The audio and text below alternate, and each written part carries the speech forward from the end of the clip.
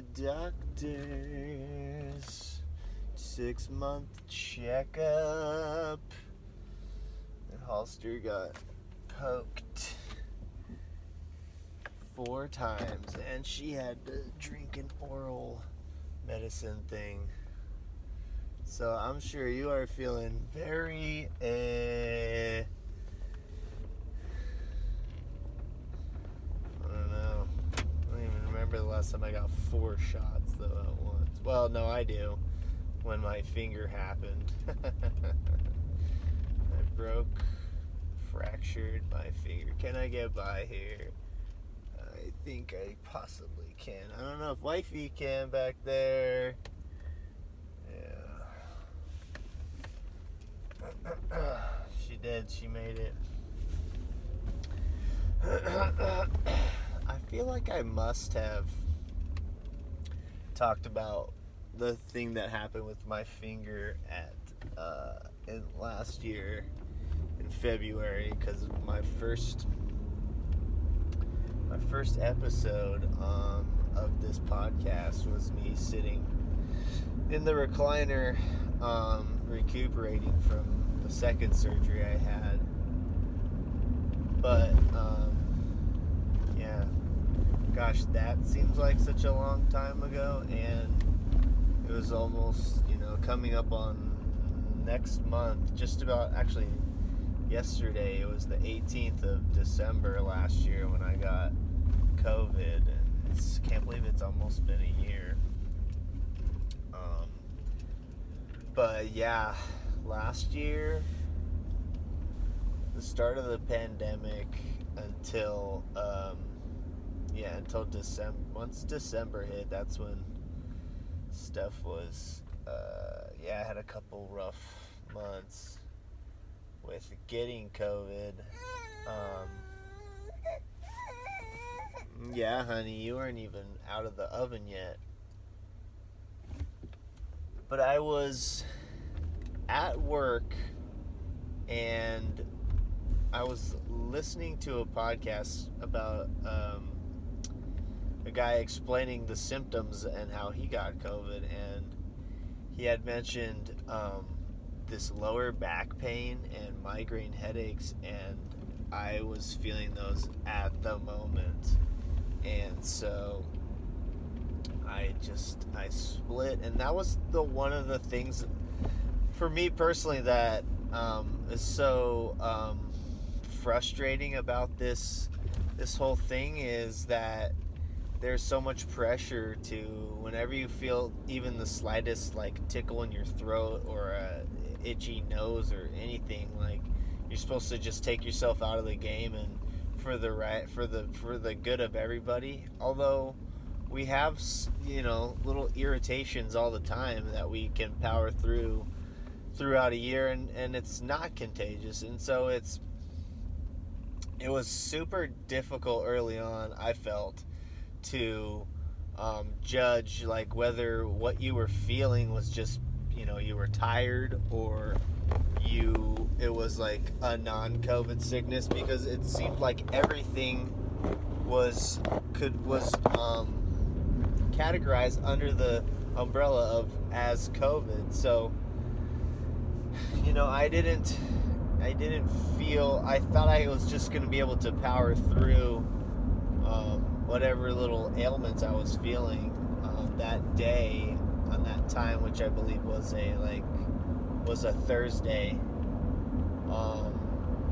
And as I'm sitting and I'm working, or trying to work, and I'm listening to this podcast about the symptoms, and then I start getting in my own head, but I'm also feeling the lower back pain was it was apparent, and I was squinting, and I was feeling all this pressure and pain on my temples, which what a migraine usually is, and I was feeling kind of exhausted too, and I thought,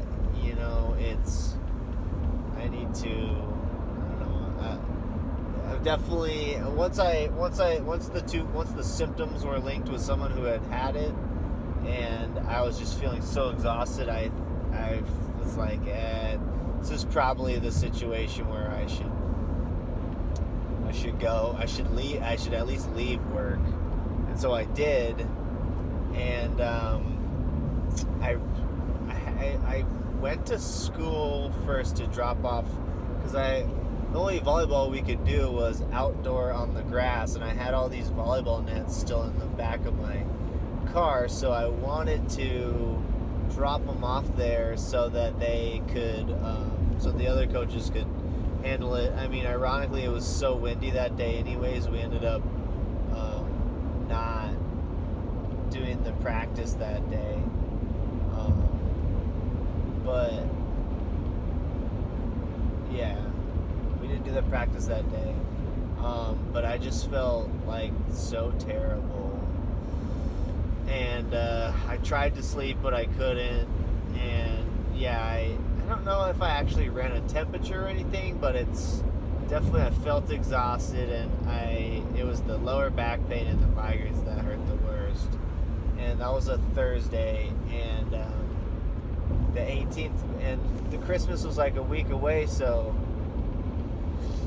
I came back to the house and I went into the RV, my parents' RV that gets parked next on the side of our house, and I was in there, and when my wife came home, she saw my car and she said, "Where are you?" And then I pretty much just broke down on the phone with her in the RV, saying I think I got it, and I feel terrible, and blah blah blah, explaining it, lots of crying, and I really think she almost was laughing on the other end, I don't ever feel like I get taken seriously when I'm crying or I'm freaking out about something, and I think it's just because as a man you don't get to have those liberties as much. It's like, it's okay for a girl to cry anytime, all the time, but if a guy cries, there has to be certain parameters that are met.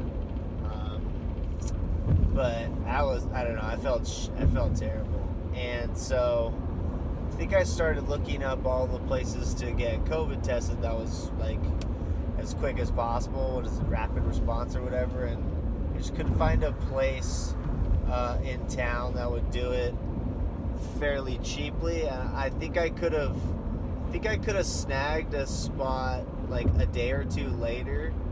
But what I did find was there was a place in Ventura that for $500 you drive up, they swab you in your car, and then you get the results in an hour. And I actually got them in less, but yeah, so I made an appointment down in Ventura, I want to say the next day, and it was for like 11:45 or something, but I just couldn't wait anymore. I was so anxious, and I was feeling just crappy. I'm not even that crappy, but I just needed to know for peace of mind whether I have it or not. And so yeah, I drove down there probably an hour early, which was good because I ended up waiting in my car in line for like an hour, and I actually ended up getting tested right about the time that my appointment was at.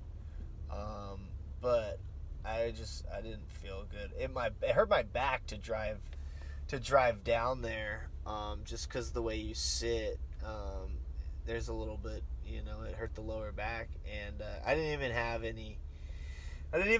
the ability to like make any jokes or be pleasant or nice to anybody. The lady that swabbed my nose, she asked how it's going, and I now I know it's like a lot of people were going and getting tested so they could go on vacations and they could fly, but for people that were literally getting tested because they thought they were sick, like, you can't really say, "Hey, how's it going?" and have someone be like, "Oh, fine." No, I think I said I've been better, or I've had better days, and I think just the answer I gave, the lady looked at me and knew that I had it. She swabbed just inside of one of my nostrils, that was it, and got the results back before I even got back to town.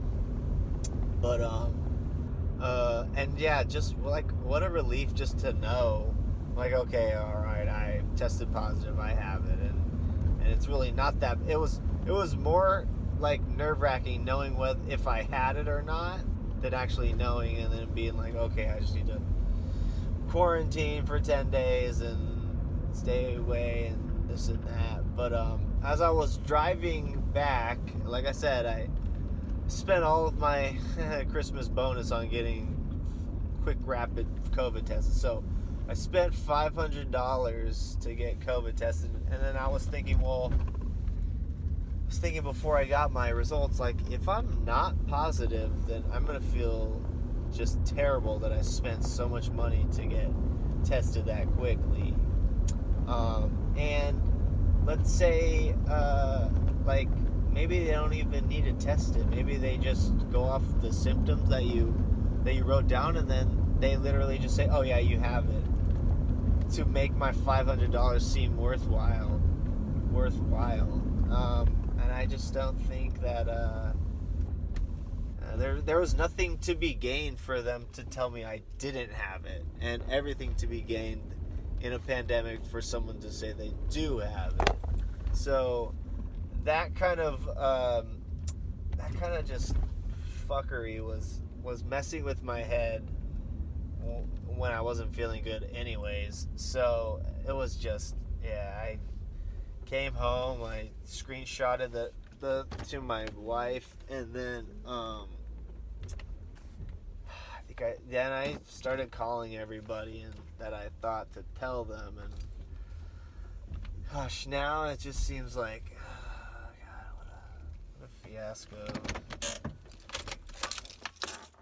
Like to not do that again, but yeah. Anyways, I got COVID, and it wasn't the end of the world, and it was more nerve wracking. Yeah, trying to figure out. Boy, I didn't shave very well. Once you just find out you have it, then you can deal with it. But it's the not knowing and honestly, I felt better the rest of the year having gone through that, and most likely having the antibodies, and then I got the vax, and so I've felt great ever since. Just, I mean, a few times I haven't slept as much because of the little baby, and so I've felt a little tired and exhausted. But usually, if you just hydrate, for me, if I just hydrate, then it kind of fixes everything. But yeah, it happened.